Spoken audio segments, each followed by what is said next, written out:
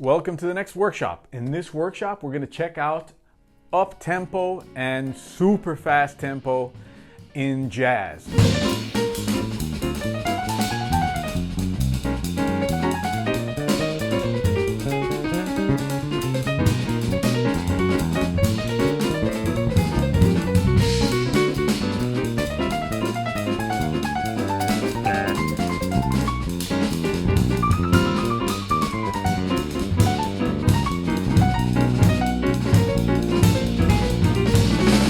Okay, so the workshop is Jazz 101, but we're kind of leaving the realms of 101 now and getting into a little more complicated stuff. So if you're new to jazz, this is still going to be very important to look at because it's going to help you understand that a lot of things, when the tempos change, when it gets faster, a lot of us tend to think, oh, I need more hand technique, I need more speed, but that's not the case necessarily. You have to understand how rhythm works. So we've been investigating the 3-bar cycle. The 3-bar cycle is the key to your phrasing in jazz, okay? Why? Because it allows you to have rhythmic dimension. Every great jazz drummer in the world does this. From Tony Williams to Elvin to Vinnie Colaiuta to Dave Weckl to, everybody. It doesn't exist to play without this, okay? So without the 3-bar cycle.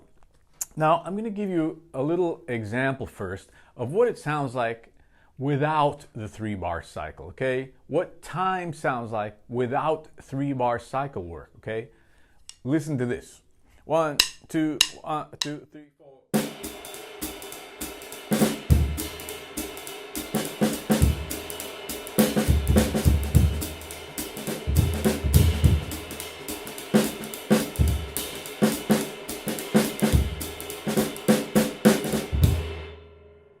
Okay, sounds super square.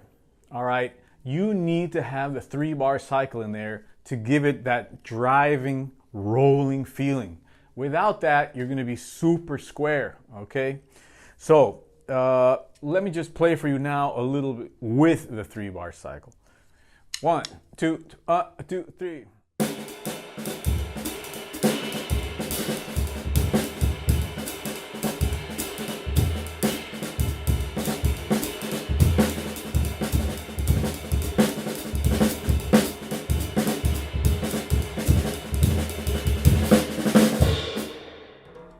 Okay, so you're going to notice a big difference in sound there and texture and everything. Your creativity is going to be massive once you get this incorporated into your playing, okay? So I can't emphasize enough how important it is to learn the 3-bar cycle. So now let's get into the intricacies of it. In the last workshop, we saw how cycles work in slow to medium tempos, okay? So let's start from that point where we left off, and we're going to investigate how to start incorporating the cycle into your playing. All right, at medium to fast tempos, the cycle is going to be like this. You're going to play everything, all the cycle work you're going to do off the ride cymbal, okay? Now, cycles generally live where the time is generated, okay? In jazz, it's generated from the top end of the kit, not the bottom, all right? So the ride cymbal is going to have a lot of that 3-bar cycle in it, and that's what's going to provide that rolling kind of feel, okay? So just to review from last workshop, this is the 3-bar cycle. 1, 2, 1, 2, 3, 4.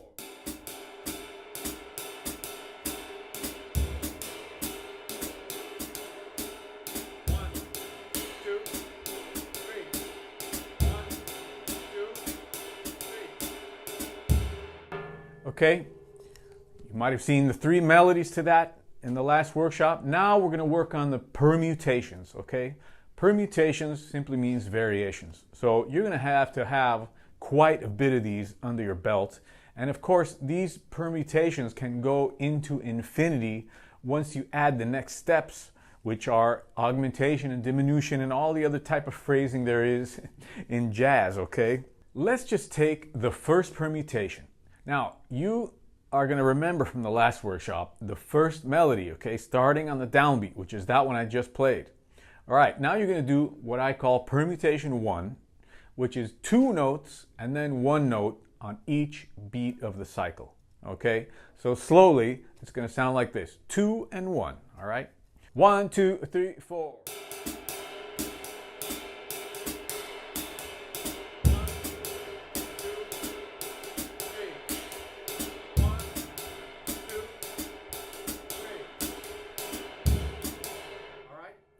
That's permutation 1. 2 notes and then 1 note on each beat of the cycle. You have the melodies, okay? Remember the 3 different melodies. Now, if you take the same permutation onto melody 2, which is moved over by an 8th note, that's going to sound like this. 1, 2, 1, 2, 3, 4. 1,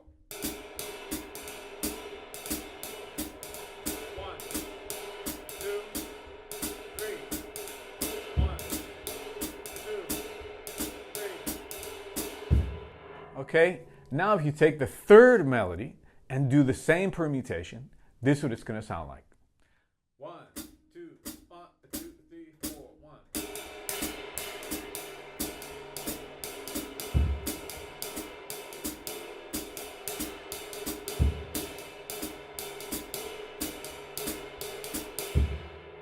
Okay, so those are the 3 melodies with the 1st permutation. Now, let's take permutation 2. It's just reversed. 1 and 2. Instead of 2 and 1, it's 1 and 2. Okay, so the 1st melody is going to sound like this. 1, 2, 3, 4. 1, 2,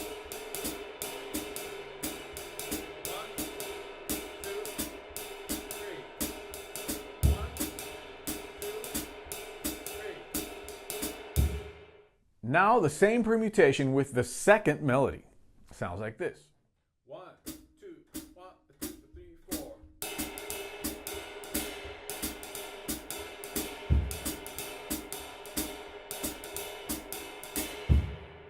All right.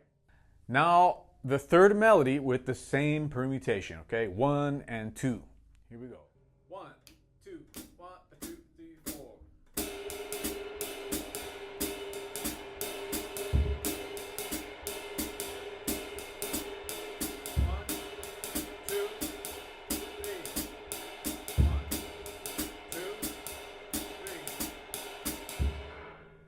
Okay, so you have, an infinite amount of permutations that you can do there. You can do 1, 1, 2, 2, 2, 1, 2, 2, 1, 1, 1, 1, 2, But fortunately for us, there's only a certain amount that really get played in jazz. You don't need to do an astronomical study of all these cycle variations, permutation possibilities, because that's not how it works, okay? So even though you're only doing maybe 5 of the permutations, mathematically it works out to be a tremendous amount of vocabulary because of the other things that you do. Okay, now let's just take one more permutation so you can get a kind of an example, an idea of what it's going to sound like. So that's going to be 4, okay? 4, 4, 4. Instead of 2 and 1 or 1 and 2, it's going to be 4, 4, 4. So that sounds like this. 1, 2, 1, 2, 3, 4. 1, 2, 3.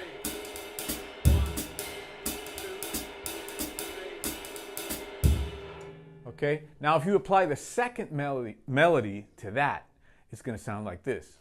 1, 2, 1, 2, 3, 4.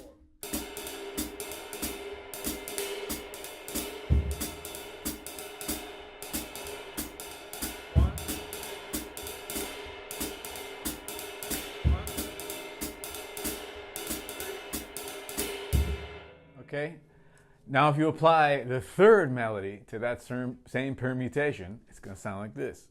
1, 2, 1, 2, 3, 4, 1.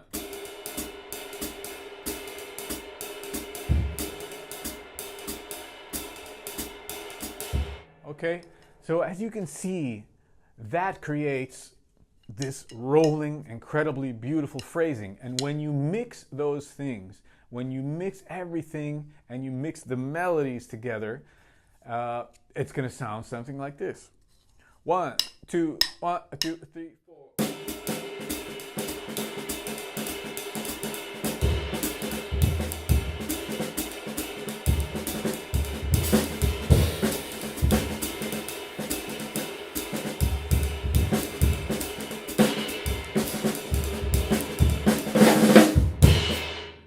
All right, so, okay. At least now you know what's going on, okay? What those guys were doing. It's a huge step from being a square player, and it's a pretty massive study. My goal here for you with this is to get a taste of it, all right? To start to understand how this works. Your next step is going to be to put it in 4 bars and 8 bars and 16 bars, okay? So that you can extend the phrasing for as long as you want to go. Now, remember, most standards, most jazz, most tunes are written in 8-bar segments, you know, A, B, or 16-bar. You know, so that's why you have to apply this concept to 8 and 16 bars. So if you do that, all you have to do is add 1 bar of this and come out on the and 4. That's a little bit of rhythmic structural training for you. So I'm just going to give you an example of that, okay? This is going to be 4 bars, okay? First melody, first permutation. 1, 2, 1, 2, 3, 4.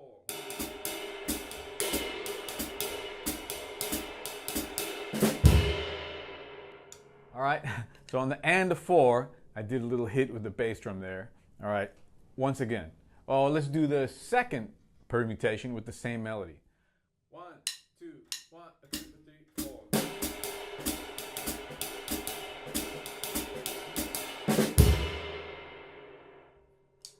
All right, so you see on the and 4, I did a little hit on the cymbal there to indicate the 4th bar. Let's do 8 bars this time, okay? So what's going to happen is you cycle this out twice and then you add 2 bars. All right, this is what it sounds like. Same permutation, same melody. 1, 2, 1, 2, 3, 4.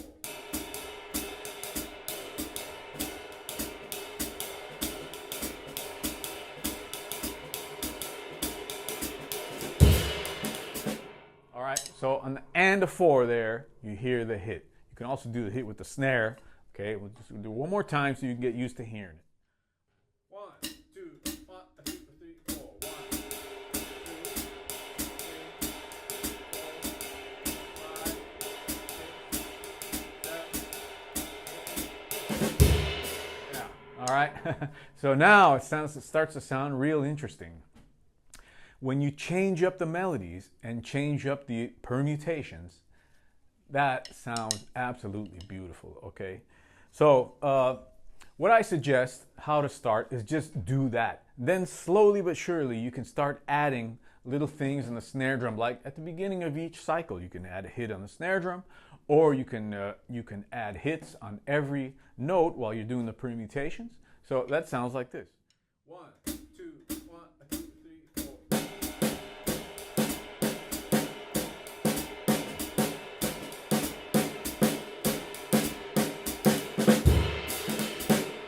All right, that starts to give you a little bit of a feeling for the language, okay? It's a massive study, like I said, but it's important to get you started. Now, those 3 melodies and 3 permutations are a great way to get started. And, you know, some tips are just adding snare drums or bass drums or anything you want at the beginning of each cycle, all right?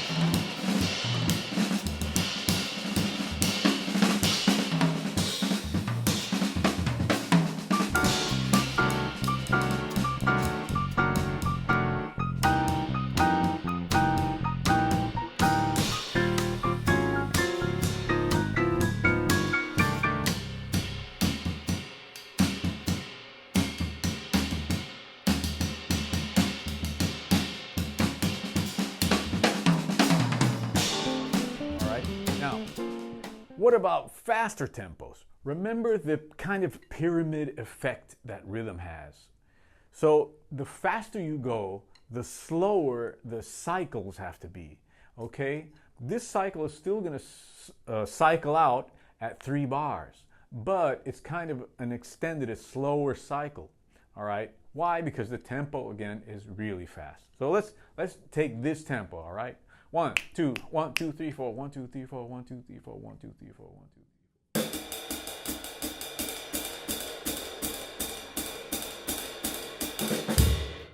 All right, that's going to be the tempo. Now we're going to do melody 1, permutation 2, and see what happens, okay? It's going to sound like this.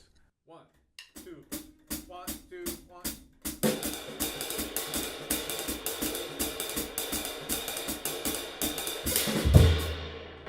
All right, now you get a sense of how to play up-tempo. Playing up-tempo is not ding, ding, ding, ding, ding, ding, ding, ding, the whole time. That drives everybody nuts, right? You use these permutations as well, okay? But here's how you're gonna feel the cycle, all right? 1, 2, 1, 2, 1, 2, 3, 4, 1,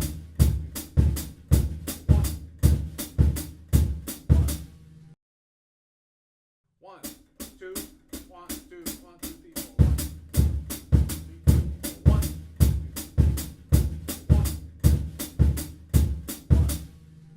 All right, it's a different feeling. It's slower. The faster you go, the slower you have to think, okay? That's very interesting.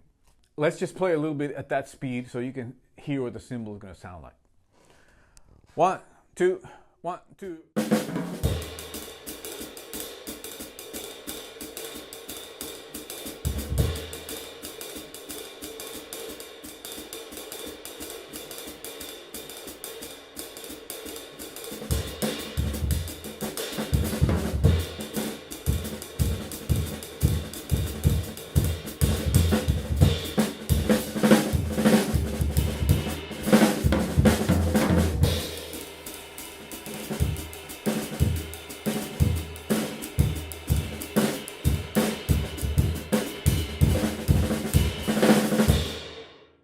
Okay, now that's the idea behind super fast tempo like that.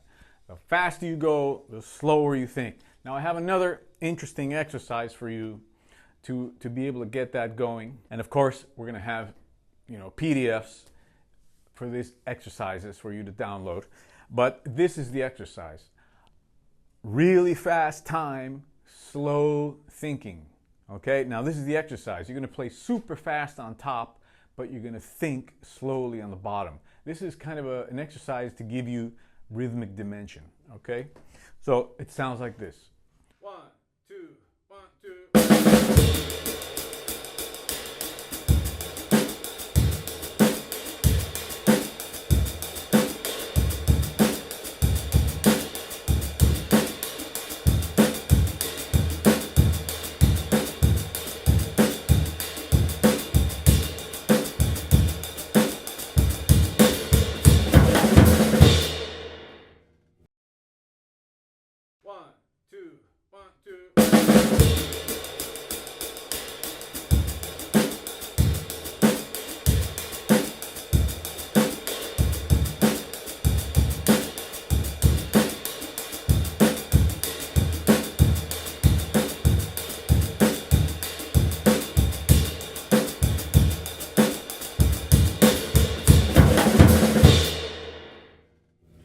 Okay, so that's how you get to feeling the slower, let's say, bedding of time underneath the super fast tempos, all right?